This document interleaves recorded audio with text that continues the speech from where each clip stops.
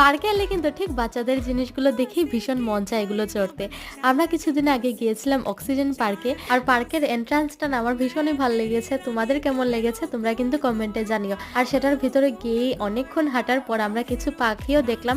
যদিও বেশি একটা কিছু ছিল না। আর এই যে এগুলো তো চড়ার থেকে আমাকে কেউ আটকাতে পারবে না। তো অনেকক্ষণ সিসো চললাম আর তারপর অনেকক্ষণ আমরা দোলনাও চলেছি। আর এই ফার্স্ট টাইম আমরা একসাথে দোলনা চলছি, যেটা অনেকটা বড় ছিল আর সেটা চলতে ভীষণই মজা লাগছিল। আর পার্ক থেকে বেরিয়ে অটোতে উঠে দেখি আমার ড্রেসের সাথে পুরো অটোর কালারটাও ম্যাচ হয়ে গেছে। আর তারপর চলে গিয়েছিলাম আমরা আরেকটা পার্কে। তো ওই দিনের কিন্তু লং ব্লগ চ্যানেলে আপলোড আছে, সেখান থেকে দেখে নিও।